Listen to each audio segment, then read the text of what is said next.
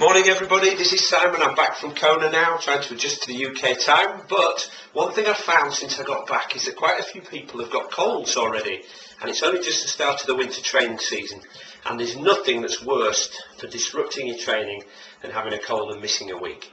Now, I am assured by my surgeon friend here, Mr. David T&B, that if you wash your hands regularly, it can reduce the incidence of germs and transfer of germs by up to 50%. So, I've asked him to give us a demonstration of how surgeons wash their hands before they do operations. So, I'm going to hand you over to David now. Morning, David. Good morning. So, if you'd like, carry on. Right. We're demonstrating today just using soap and water. The technique would be the same if you were using alcohol gel. Wet the hands thoroughly to the wrists. And apply a liberal quantity of soap to both sides of the hand. And it's important to work the soap in between the fingers and round the base of the thumb in a rotational movement. Rotating around the palm as well, around the wrist and all across the back of the hand. If the hands are visibly dirty, it would be appropriate to use a nail brush to clean the ends of the nails.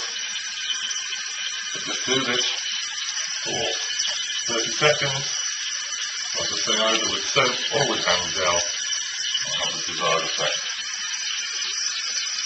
Preferably with hot water. Unfortunately, we haven't got any here today.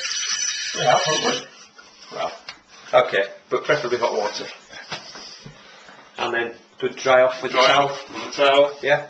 Preferably a paper towel rather than a shared towel, because a damp towel actually holds more germs than your hands probably did anyway, particularly if you're using it in a public toilet.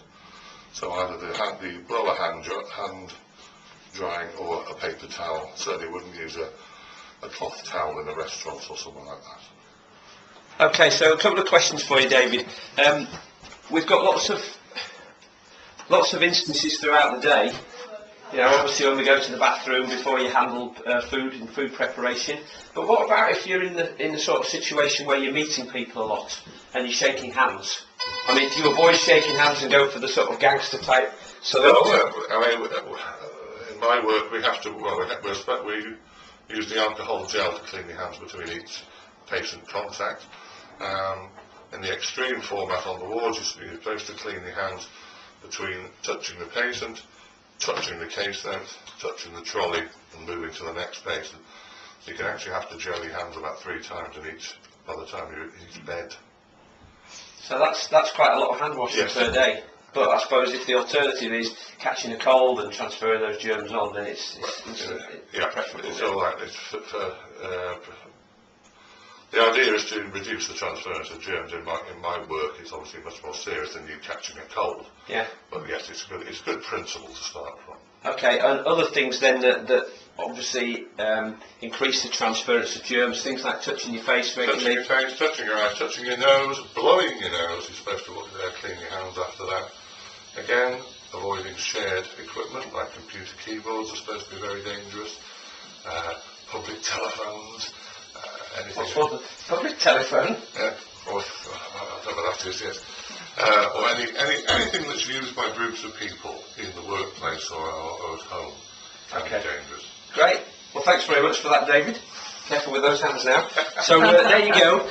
If you want one way that you can instantly cut down your potential for catching a cold, then it's washing your hands more regularly and avoiding sort of too much facial contact. So thanks for watching. I hope you found that useful. I hope you can put it into practice, and I'll catch up with you next time. Thanks for watching.